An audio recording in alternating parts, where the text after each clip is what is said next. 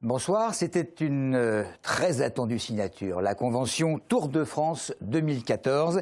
Que du beau monde à Évry, la ville hôte de la 21e et dernière étape du Tour, le 27 juillet prochain. Parmi les personnalités, bien entendu, Francis Choix, le maire d'Évry, le député Sonia Michel Pouzol, pour suppléer le président du Conseil général, et bien sûr, Christian Prudhomme. Beaucoup de monde chez les sportifs, avec aussi bien David Larose, le champion de judo, que Ladji Doucouré. Une soirée d'explication tout-terrain avec, bien sûr, la description des nombreuses animations qui devraient égayer les semaines précédant le jour J. Soirée à laquelle Maxime Lemaine assistait avec caméra et micro. C'est toujours très agréable de voir les gens qui se préparent à organiser le départ du Tour de France avec nous. On n'est pas venu à Évry depuis longtemps. Évry était ville arrivée du Tour de France en 2001. On revient 13 ans après, avec des gens qui manifestement nous attendent, qui étaient candidats depuis longtemps. Je vois que beaucoup d'animations se mettent en place avant l'étape du Tour, dimanche 27 juillet, dernier jour du Tour de France, des Champs-Élysées d'Évry aux Champs-Élysées parisiens. Et je vois une ferveur, un enthousiasme qui monte et des bénévoles en t-shirt jaune qui se préparent d'ores et déjà à l'événement. Côté municipal, à présent, on s'y attendait, mais il a confirmé, je veux parler de la candidature de Stéphane Raffaly à Ris-Orangis, à la tête de la liste RIS pour tous. Celui qui avait succédé à Thierry Mandon, élu député, débutera ses réunions publiques de campagne lundi soir. À propos de réunions, Marianne Duranton et Laurent Govignon organisent une conférence de presse, eux, avec pour thème « Pour le changement à Morsan-sur-Orge ». Ce sera demain soir en ville. Et puis à Corbeil, pas d'inquiétude du côté de la majorité en place. Jean-Pierre Bechter estime que les sondages sont très positifs et a priori la campagne s'effectue à l'ancienne, explique le maire, avec tractage porte-à-porte sans réunion publique. Quant à Serge Dassault, dont la levée de l'immunité parlementaire a été avalisée, il confirme sa volonté d'être sur la liste de son successeur. Manifestation de fonctionnaires mécontents ce midi à Évry devant l'hôtel du département. À l'origine de la mobilisation, un préavis de grève déposé par la Maison des Solidarités de Corbeil, finalement suivi par d'autres établissements, en cause les conditions de travail.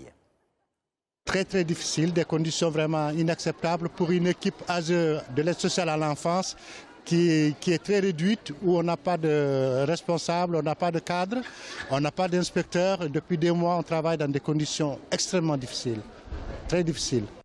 Voilà, et à l'issue d'une réunion, il n'y a pas très longtemps, les revendications, nous dit-on, auraient été acceptées à 80%.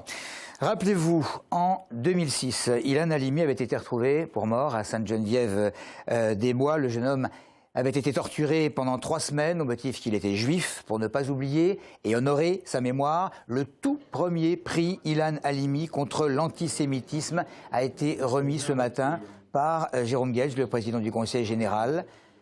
Une dotation de 10 000 € que Jérôme Guedj présente comme un encouragement pour les projets menés auprès d'élèves de 3e dans l'établissement d'un collège de Palaiseau.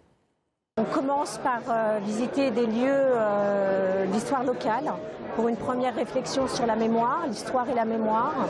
Donc à Palaiseau, l'actuelle médiathèque est en fait, était avant donc un commissariat où il y a eu des arrestations lors des rafles faites en vallée de Chevreuse.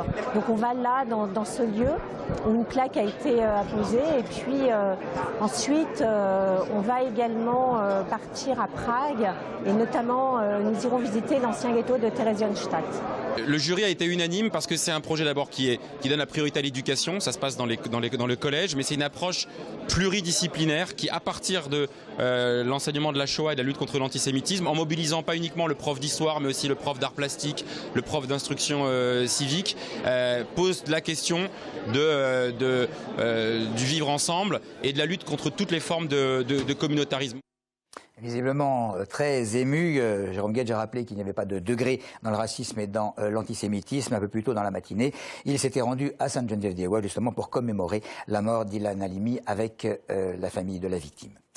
Déblocage de lycées En Essonne, des élèves qui refusent d'aller en cours au lendemain d'une manifestation de leurs enseignants, en cause des classes surchargées, des options supprimées, et c'est pour le lycée Nadar de Draveil, alors qu'au lycée Georges Brassens de Courcouronnes, ce sont les enseignants qui aujourd'hui faisaient grève en demandant des moyens supplémentaires et une revalorisation de leur dotation horaire globale. À Massy, la municipalité ne baisse pas les bras à propos du fameux multiplex sur la future place du Grand Ouest. Projet retoqué, on le sait, il y a quelques semaines par la Commission nationale d'aménagement commercial. Les détracteurs de ce projet étaient satisfaits. Des jaloux, estime le maire de la ville, qui propose donc un nouveau projet. Reste à savoir ce qu'en pensent vraiment les Massicquois. Bonne idée, ce multiplex ou non? Ouais, je serais pour. Toi? Je suis pour. Ça fait du bien. Si c'est des films hollywoodiens, a priori, pour moi, c'est pas hyper intéressant. Après, si ça fait venir aussi des artistes locaux ou voilà, un peu de diversité, pour moi, voilà, ça peut être un endroit agréable où j'aurais envie d'aller, quoi. Pas me déplacer dans les villes à côté ou à Paris, je serais plutôt pour. Ça permet à la jeunesse de ne plus rester au moins en bas des immeubles, au moins de sortir, de s'épanouir. Donc pour moi, je suis pour. Ça peut amener aux gens à sortir de chez eux, donc de rencontrer d'autres personnes. Actuellement, il n'y a rien au niveau de notre bureau, aucun restaurant, rien du tout, donc c'est une bonne chose ça. Il y aura un peu plus de boulot et puis voilà, et puis les jeunes ne seront pas obligés aussi d'aller très loin, ils auront tout ce qu'il faut ici. Ça apportera peut-être plus de vie sur Massy. C'est certainement un lieu qui peut être intéressant pour une ville en plein développement comme Massy. Ouais. Et puis sachez également que les vols de pots catalytiques se multiplient dans les parkings de gare, des pots qui sont soit revendus tels quels, soit en pièces détachées, et quelques 150 kilos de pots en question peuvent rapporter de 4 à 5 000 euros, de quoi attirer certaines convoitises. Pourquoi des vols des gares? Tout simplement parce que les conducteurs étant partis pour travailler à Paris, les malfrats, dit-on, disposent d'une bonne partie de la journée pour agir. C'est tout pour l'essentiel de l'info. Demain, nous parlerons du fameux salon Tekinov à Orly. Merci de nous avoir suivis.